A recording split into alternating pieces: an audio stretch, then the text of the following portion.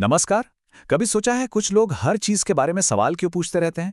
ये एक ऐसा सफर है जो बचपन में पूछे गए पहले क्यों से शुरू होता है और सच कहूं तो कभी खत्म ही नहीं होता। तो आज हम इसी जिज्ञासा की नजर से दुनिया को देखने की एक बड़ी ही रोमांचक यात्रा पर निकलने वाले हैं। तो चलिए इस जिज्ञासा को थोड़ा और कुरेदते हैं। क्या मन में कभी ऐसे सवाल आए हैं जैसे कि रात के आसमान में ये जो अनगिनत तारे हैं, ये टिमटमाते क्यों हैं? ये तो हम रोज ही देखते हैं ना, पर इसके पीछे की जो साइंस है वो बड़ी मजेदार है।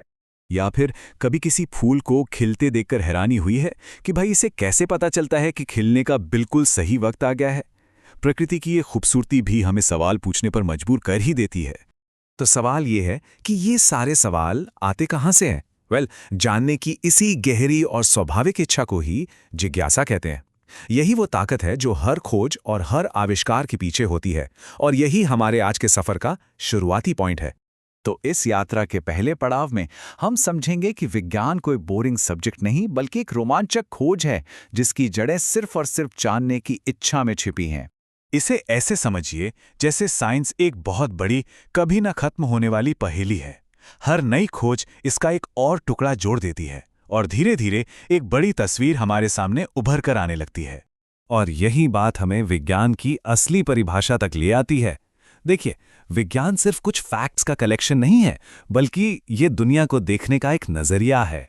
मतलब विज्ञान असल में दुनिया को देखने, सोचने और समझने का एक तरीका है। ये एक ऐसा औजार है जो इस ब्रह्मांड के रहस्यों की परतें खोलने में हमारी मदद करता है। और पता है सबसे अच्छी बात क्या है? ये नजरिया सिर्फ बड़ी बड़ी लैब्स तक ही सीमित नहीं है। असल में विज्ञान हमारे चारों ओर है, दुनिया के हर कोने में।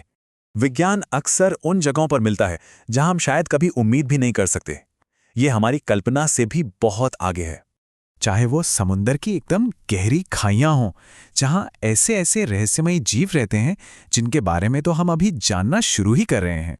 या फिर वो जलते हुए रेगिस्तान, जहां जिंदगी ने मुश्किल से मुश्किल हालात में भी पनपने का तरीका ढूंढ निकाला है। और ये सिर्फ हमारी धरती तक ही सीमित नहीं है। नहीं, ये तो अंतरिक्ष की उस अनंत विशालता तक फैला हुआ है जहां अरबों खरबों गैलेक्सीज तैर रही हैं। लेकिन रुकिए, विज्ञान सिर्फ इन बड़ी बड़ी हैरत अंगेज चीजों में ही नहीं है। ये हमारे बहुत ज्यादा करीब है, बल्कि हमारी किचन में ही है। हर बार जब हम खाना बनाते हैं तो हम असल में केमिस्ट्री का एक छोटा सा एक्सपेरिमेंट ही तो कर रहे होते हैं। और यही बात हमें हमारे आखिरी और सबसे जरूरी पड़ाव पर लाती है कि हम सब रोज के वैज्ञानिक हैं। यहां हम देखेंगे कि कैसे हर कोई अपनी रोजमर्रा की जिंदगी में एक साइंटिस्ट की तरह ही सोचता है, भले ही उसे इस बात का एहसास हो या ना हो। अच्छा, एक बहुत ही आम सी सिचुएशन को इमेजिन करते हैं। कोई कुछ लिख रहा है और अचानक पेन ने चलना बंद कर दिया। अब क्या होगा? देखिए, सबसे पहले दिमाग में क्या आएगा? सवाल, अरे ये रुक क्यों गया? फिर एक अंदाजा लगाएंगे, शायद इंक खत्म हो गई है। उसे चेक करने के लिए क्या करेंगे?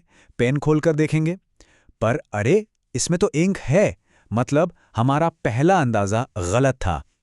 तो अब एक नया अंदाजा लगेगा।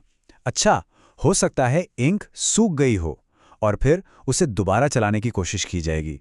तो ये तो पूरा प्रोसेस था ना, सवाल पूछना, अंदाजा लगाना और फिर उसे टेस्ट करना। बिल्कुल यही तो साइंस है। विज्ञान ठीक इसी तरह काम करता है, भले ही हमें इसका एहसास ना हो। इसका सीधा सा मतलब ये है कि हम सबके अंदर एक साइंटिस्ट छिपा है।